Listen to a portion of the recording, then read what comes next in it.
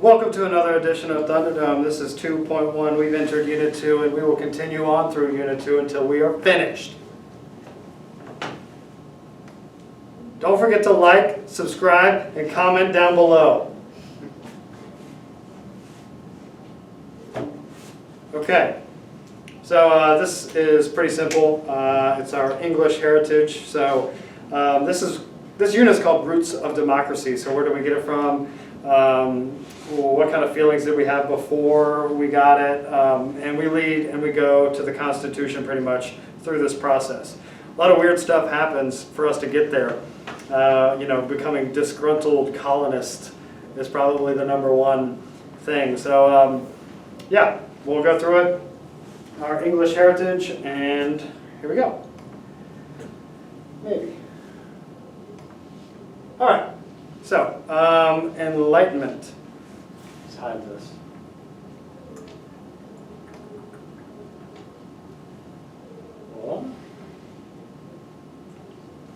Okay, Enlightenment. So, you probably heard of this before, but it is a movement that spread the idea that science and reason could improve society. What a huge thought, right? Not basically saying that before this, very based in religion, okay? Different areas of Europe, different religions, mainly Protestant and Catholicism. But all of a sudden, Enlightenment ends up happening. And then we use science and reason. So they use reason and science to challenge preconceived notions about the world around them. So we enter this thing called Enlightenment.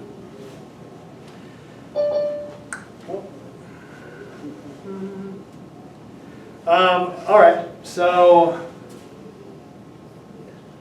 get off of there, come on. John Locke, one sick hair, unbelievable hair, okay? He wrote a book called The Two Treatises on Government. Treatises at this moment just means essays. So the important ideas here, natural rights, rights that all people are born with. So he says it's life, liberty, and property. You probably know now, oh my gosh, am I frozen? Yes.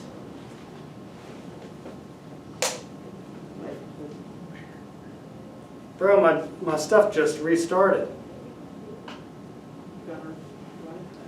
What does that mean? It means we're going live.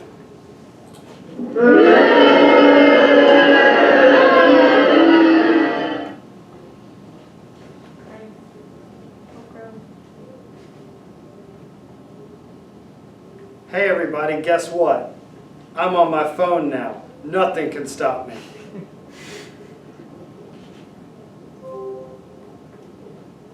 Who signed off? Okay. Here we go. Can you guys see me okay? Yeah. Sweet. Okay. So here we go. We got John Locke. He wrote Two Treatises on Government, natural rights, rights you're born with. You probably understand those rights as life, liberty, and the pursuit of happiness. Basically, the government changed that because you don't deserve property. Okay?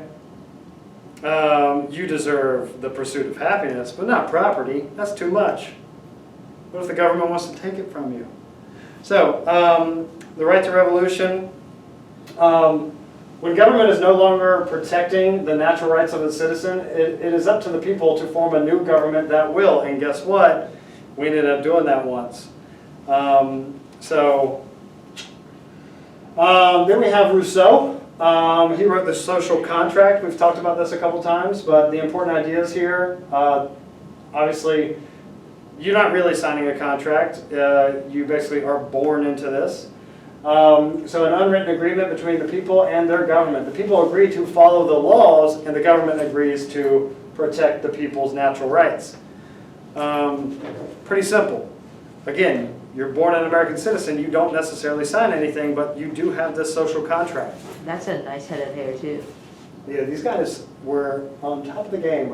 These guys all went to great clips. except for this guy. So Montesquieu, so he wrote The Spirit of Laws, and he actually came up with this thing called separation of powers, which is huge. Basically, it's thinking that not one entity should have so much power.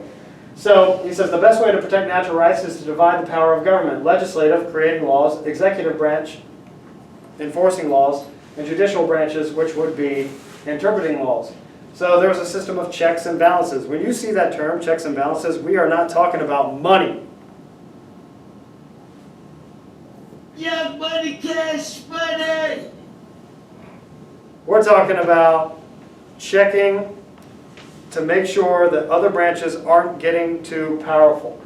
So by balancing the powers and giving each branch the power to watch over the others, it ensures none will become corrupt.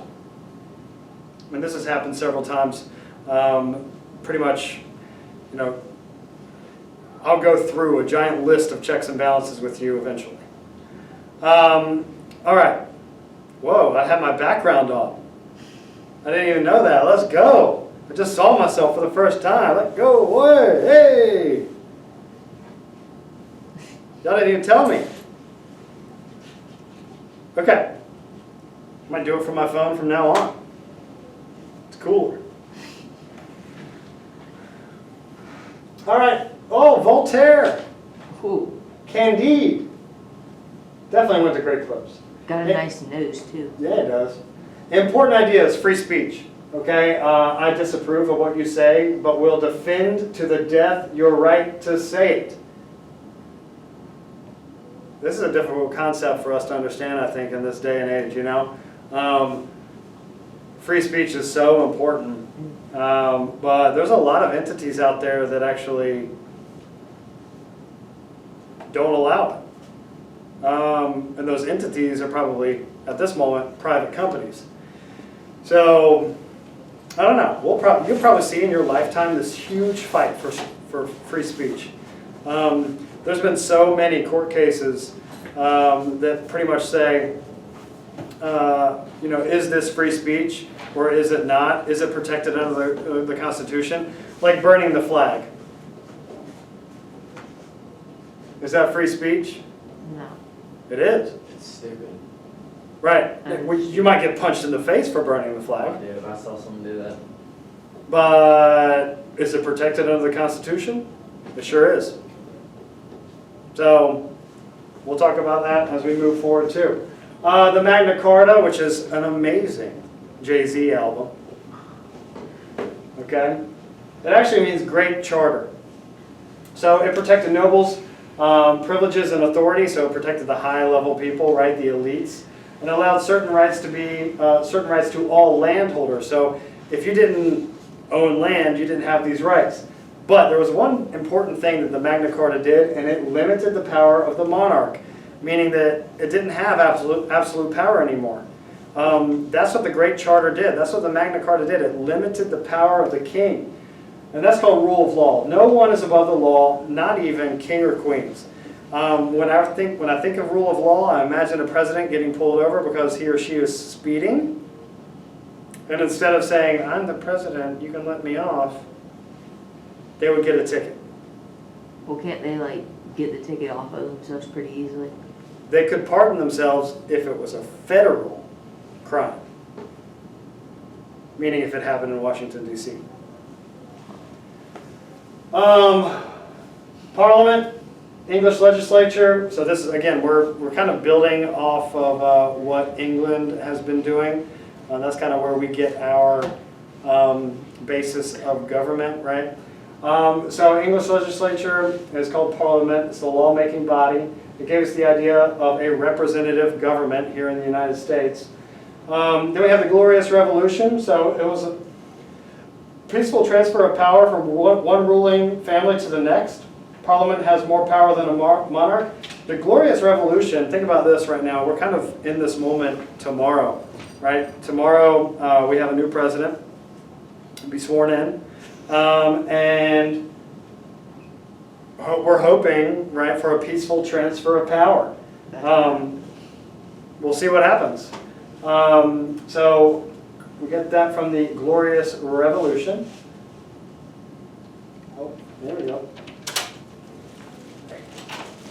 Then we have the English Bill of Rights.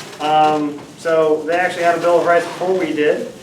We just kind of took it a little bit further. So it further restricted the power of the monarch. So they explained that we have right of free speech, right to free elections, fair trial, and eliminated an unusual, cruel and unusual punishment, which we'll also talk about very, very in depth about the death penalty and if that's cruel and unusual or not. So many of these rights are found in our own Bill of Rights. We just took it a little bit farther and listed a little bit more. Common law, law based on precedents and customs. What is a precedent? It is a prior ruling of the court. It's not precedent, it is precedent. Prior court ruling. This is huge. We still use this today. Imagine somebody who stole a Snickers bar from a Speedway. Okay? And it's the first time it's ever happened. And guess what the punishment was? Life in prison. Life in prison. So it's cruel and unusual, right? And then all of a sudden next week you're like, dang, I'm kind of hungry. I'm about to steal 3 Musketeers. And you steal it. But the precedent before you, guess what happened? Life in prison. Guess what you get? Life in prison. Okay, so that's how it kind of worked for a long time. It still works like that, honestly. They all, I mean, any judge, right, in sentencing somebody would think about prior rulings of the court before sentencing that person. Then we have Jamestown and the Virginia House of Burgesses. So Jamestown was the first permanent English settlement in North America. It was originally managed by the Virginia Company. And I think this is your exit ticket today. Virginia House of Burgesses, 1619. The first representative assembly in the English colonies. For the exit ticket, it says this assignment is part of an unpublished module. Oh, dang it, I didn't publish the module. Why didn't you guys tell me I didn't publish the module? All right, I'll publish it as soon as I'm done. Remember that, though. Virginia House of Burgesses. First representative assembly in the English colonies. So, think about this. Virginia, at this time, is a huge colony, right? The biggest colony.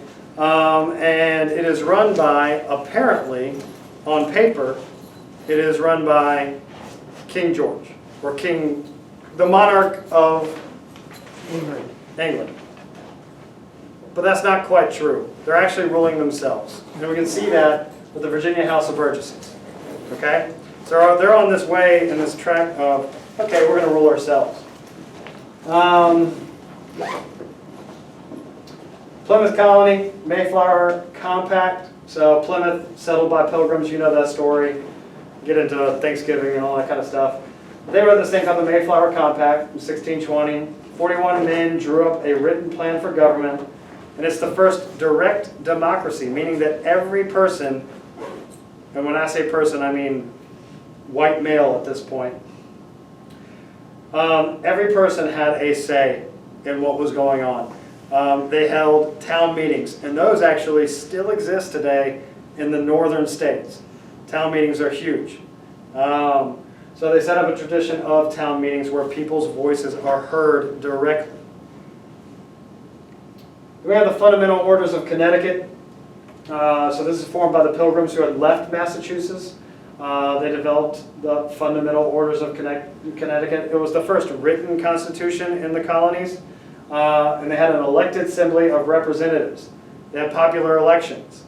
Very similar to what we have now. This is the first written constitution in the new English world, right? The 13 colonies. Early colonial legislatures, so king and parliament dealt with matters in Great Britain, but, and again, on paper, they ruled the colonies, but colonial governments took on more and more responsibility. Colonists get used to making their own decisions, and they all of a sudden realize, we kind of don't need you anymore. We don't need the king anymore. And then they write this breakup letter called the Declaration of Independence. And then we have a huge breakup fight. And then shortly after that, England's like, can we still be together? Then we have another fight. So this is all our road to revolution, right? And revolution is what's going to give us what we know today as American democracy. All right, so that's it for today. Remember, the House of Burgesses. Okay? Virginia House of Burgesses, that is our exit ticket today. I'll open that up in 2 seconds. I don't know, I need to look here. Can I access the chat on here? Yes, I can. Okay, chat. Very cool. Swag moment. Thank you. Micah, I knew you weren't a hater. All right, today's attendance question. Are you ready for this? I've already asked this question for AP Psych today, but I'm going to ask it here. It's one of the most dangerous questions I've ever asked. Drake or Josh? Josh. Who's cooler? Drake or Josh? Drake. Write it in the chat. I'm going to go over here and shut off the video.